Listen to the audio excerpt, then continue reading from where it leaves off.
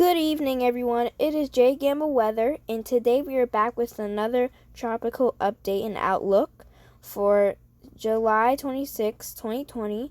And today we have Hurricane Douglas, Tropical Depression Hanna, and Invest 92L. So let's check up on Hanna first. It has 35 miles per hour and 1,002 millibars, and it is moving west-southwest at 9 miles per hour.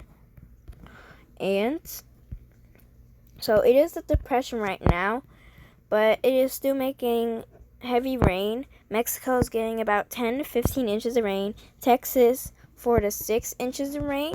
And for South Texas, it is still 50% chance of high flooding. And for like a bit north, 20% moderate. For the rest of the coast of Texas and Louisiana, 10% slight. And the upper half of the coast, 5% marginal. And so we have a U.S. tornado potential. So there are tornado potentials in that area, basically in the area where Hanna dissipated. But yeah, so now let's go check up on Invest 92L. So as you guys can see, it is starting to form. It is more organized. So as of 2 p.m. EDT Sunday, July 26, 2020, a broad area of low pressure located over the central tropical Atlantic continues to produce a wide area of disorganized showers and thunderstorms as it moves westward about 20 miles per hour. So guys, it is moving about 20 miles per hour, which is kind of fast. Environmental conditions are forecast to become conducive for development, and a tropical depression or tropical storm is likely to form within the next 2 or 3 days as the system nears the Lesser Antilles. Interests in the Lesser Antilles should monitor the progress of this system. So, formation chance through 48 hours, which is 2 days, high 70%. Information chance for 5 days, high 90%. So we could possibly see the storm forming around Monday, Tuesday, Wednesday, basically this week.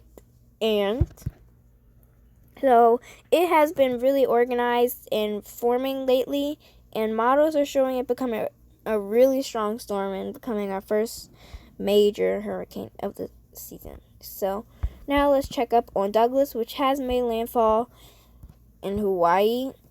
So there are hurricane warnings in Hawaii, and Douglas has 85 miles per hour, moving west-northwest at 16 miles per hour. And the wind speed probabilities, 100% in Hawaii, and so 100% of the winds are in Hawaii. And there could be some flooding in Hawaii, as well as some really strong winds. And yeah, guys, so now let's go on tropical tidbits. So guys, this is what Hanna looks like on satellite imagery. It is pretty disorganized, but it's still here, and we don't need to look at spaghetti models because it basically dissipated. So Hurricane Douglas has 987 millibars.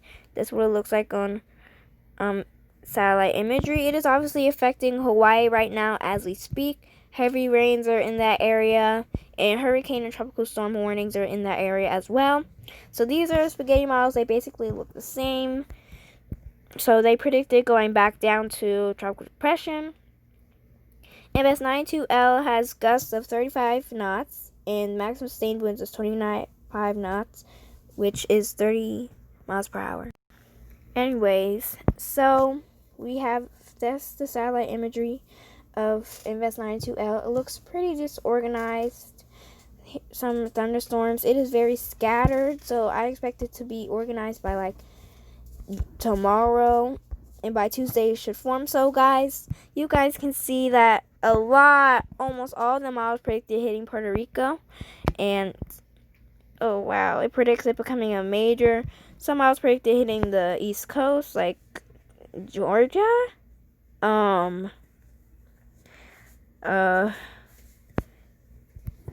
North Carolina, New York. I don't know. Most models are predicting a tropical storm, but also some models predicting category 1, and one model is predicting a really low category 2.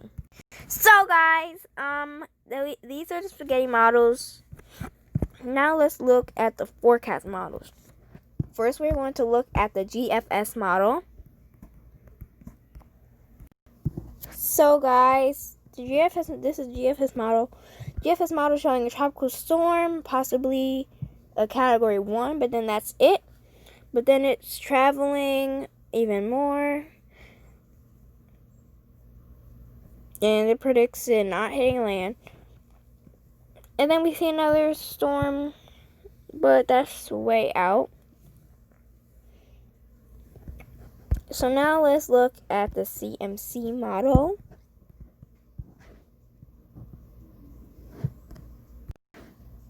So guys, CMC model right here, and it shows tropical storm hitting Puerto Rico, hitting the Bahamas, second landfall. It becoming a stronger category 1, category 2. Wow, it shows a category 2 storm, CMC model. And now this is the NAVGEM model. It doesn't show anything right now, but this is what it shows so far. NAVGEM shows a tropical storm icon model. Let's see.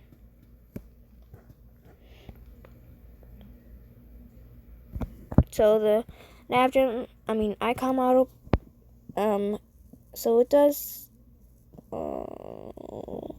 no landfall to Puerto Rico, thankfully. And that is it. That is all that it shows. And now let's look at the hurricane models. Invest 92L.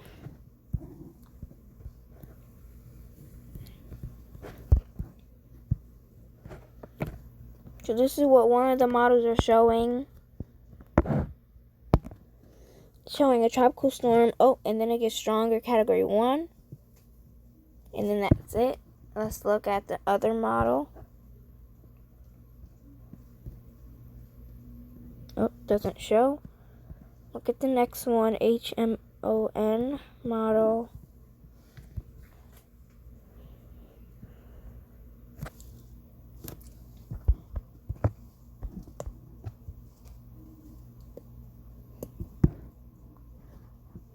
So far, it shows a tropical storm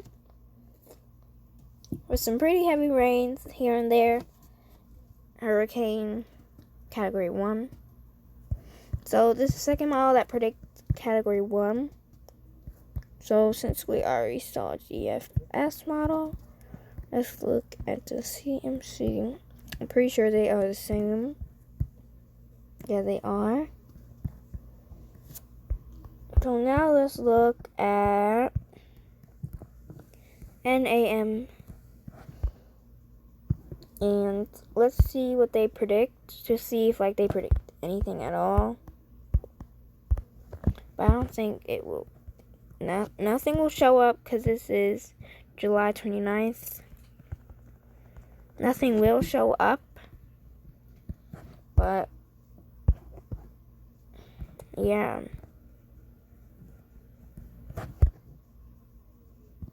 So at least we got the Western Atlantic. So radar. Oh. So no satellite, but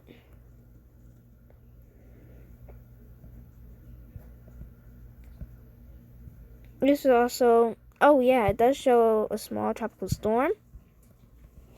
But yeah, so now guys, we're going to see what could we expect from later this season. Like what type of hurricanes we could expect. So this is August. We could possibly see some storms right in the middle of the Atlantic as well as in the main development region. I barely see any storms forming in the Gulf. I think I said that in previous predictions. September, this is where La Nina comes along in October. This is October. November. So guys, you see the pattern is getting warmer, but we could possibly see a less active season in 2021, or more active or less active, but we could possibly see more active. But yeah guys, this is it for the video. I hope you guys enjoyed it. Subscribe, turn on notifications, share, like, and bye.